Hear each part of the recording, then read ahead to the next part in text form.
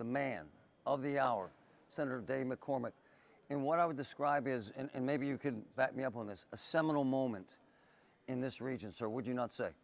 It's a great day. I couldn't be more excited about it, and so thankful for President Trump for coming to Pennsylvania to talk about the intersection of energy innovation. We're in a big revolution in energy, AI innovation. We're a big revolution in AI. The crossroads for energy innovation and AI is Pennsylvania. And today, we got 660 of the biggest CEOs in the country, in the world, coming here. We got 3 of the biggest investors in the world, Marty, from Singapore, Abu Dhabi, from Canada. We've got $90+ billion of commitments to invest in Pennsylvania. Hold on, 90 billion, 90, sir. Yeah, 90. It's amazing.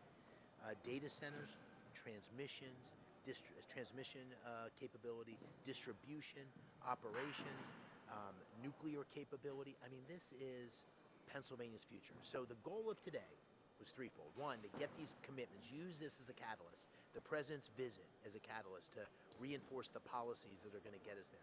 Second, to tell our story. We got 150 media people here. Look down. Oh, yeah. Here, Marty. This is all these, right? We got It's unbelievable. 150. We got every major network here. And so to tell Pennsylvania's story, the branding of all Pennsylvania has to offer and all this region has to offer. And then third, President Trump promised, I promised, jobs for working families.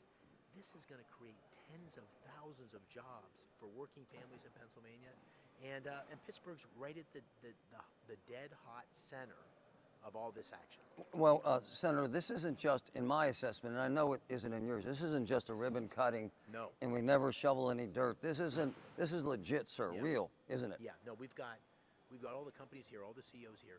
They're putting out press releases of specifically what they're doing and how they're doing it and when they're going to do it.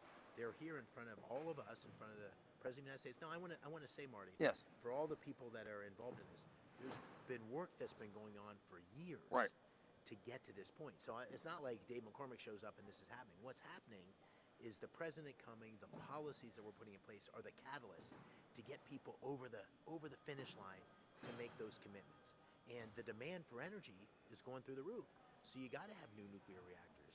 You got to refab the Limerick nuclear facility. You've got to have these big hydro. There's a big announcement from Google and Brookfield this morning.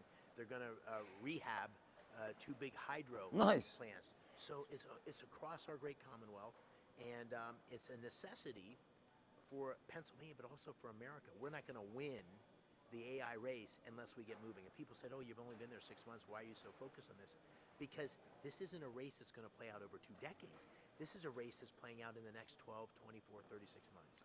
We need to be in the lead. We're live at Carnegie Mellon for this energy summit. I've never seen a gathering of such wealth and power and big brains. Yeah. A lot of folks are cynical, especially in this area, because they saw the steel industry collapse. You know this, sir.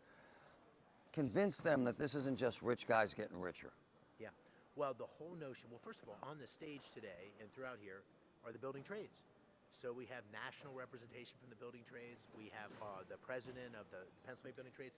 I was at a dinner last night. All the trades are here: the electricians, the pipe fitters, the steam fitters, the welders, because this creates tens of thousands of jobs for them. So first of all, this is really for working families. The great thing about the moment we're in is it brings together these huge brains from Carnegie Mellon that this is the greatest AI university in the world, and working people that have to build these things. They need steel to build it. You know, I was with the CEO of U.S. Steel last night. We're going to invest in brand new arc furnace here in the Mon Valley. This is what's required. This is the intersection of tangible things you got to build and all these big brain AI algorithms that are going to shape the future of America and the world. I'll tell you what I love, because I haven't seen this much. You're sitting there with Fetterman, Democrat. You're hanging with Shapiro, Democrat. You've got Rich Fitzgerald here, Democrat. It's unusual, but important, isn't it, sir? Well, listen, I also have President Trump here. That's right. You know, of course. And here's my basic view. I'm a Republican. I supported President Trump's course. policies 100%.